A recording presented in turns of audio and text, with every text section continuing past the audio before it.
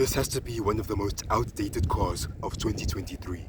It's manual only, with manual mirrors, manual seats, manual headlights and wipers, an old radio, and a decade-old design. And yet, it's one of the best-selling cars in South Africa. So in this video, I'm going to be showing you a tour around this car, telling you how it is to drive, and then also showing you some of the wear and tear that it's taken over the last couple of years. This car is what is considered to be a half-ton bakkie.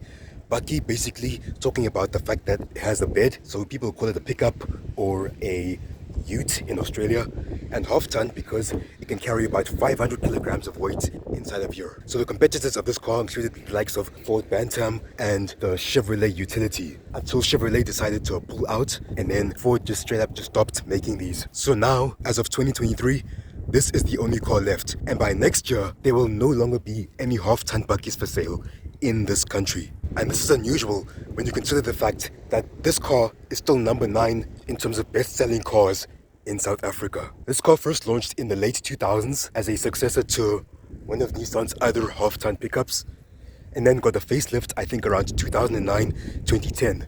This car's design has never changed in basically a decade, other than a few changes here and there. So because of the price of this car, there's lots of plastic like this all around the car, which usually people would complain about if it was like a BMW or something. But because of the price of this car and the fact that it's a utility vehicle, having lots of plastic is great to keep repair costs down. Now the biggest sign of just how outdated this car is has to be the headlights.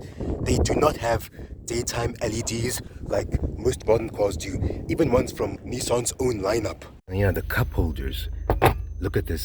The cup holder can't really hold a bottle, it just falls out.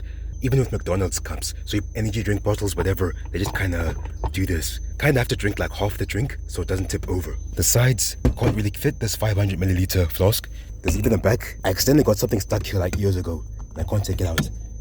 But either way, it doesn't really fit. Why didn't Renault at least update some of the car? For the same price as this thing, there are a lot of other cars on the market for cheaper and for a little bit more expensive, which have useful features like automatic windows and automatic gears and a better radio. In fact, one of Renault's own models, the Quid, has a nice big touchscreen with Android Auto and Apple CarPlay. And considering just how many people use these things for deliveries or for their trades, where they have to drive around to clients' houses to go repair stuff, having the ability to see your GPS directions on here instead of on a tiny phone screen would make much more sense, in my opinion. Like, at least give us the option. However, if you compare this car to other bakkies/pickups in this price segment, I looked at the Mahindra on Auto Trader, I looked at the Suzuki Carry.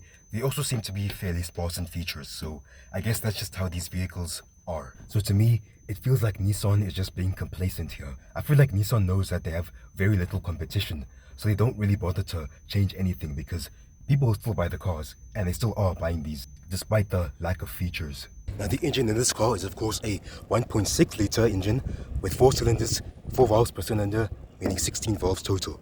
And this thing produces, I'm not sure about the exact number, somewhere between 60 and 90 kilowatts, which is very little. So the acceleration on this car is absolutely horrendous. I think it's around 13 seconds up to 100 kilometers per hour.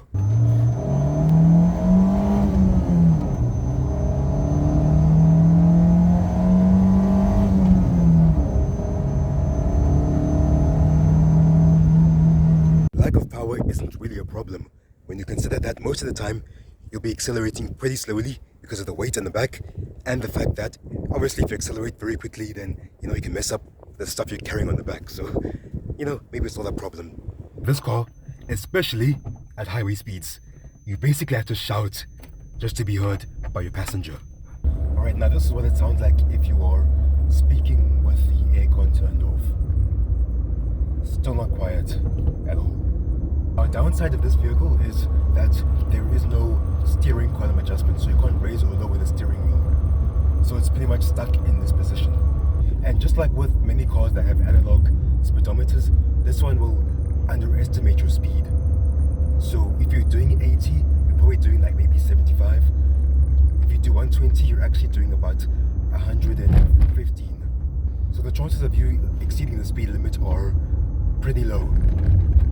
One thing I also don't like is that there is a lack of an armrest over here. So you can't really rest your left arm Here's what the visor looks like. Before, after.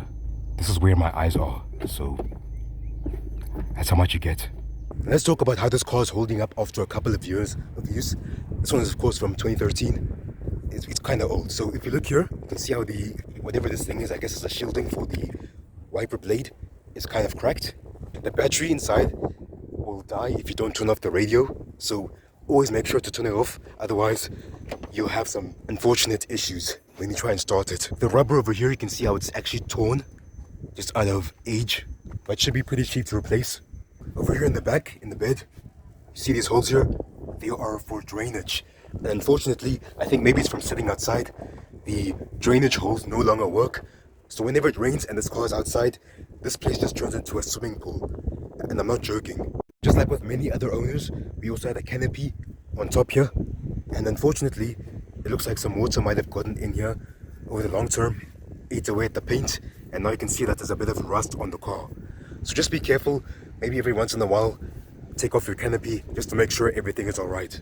So when considering to buy this car, make sure to consider how much do you actually need the bed in the back.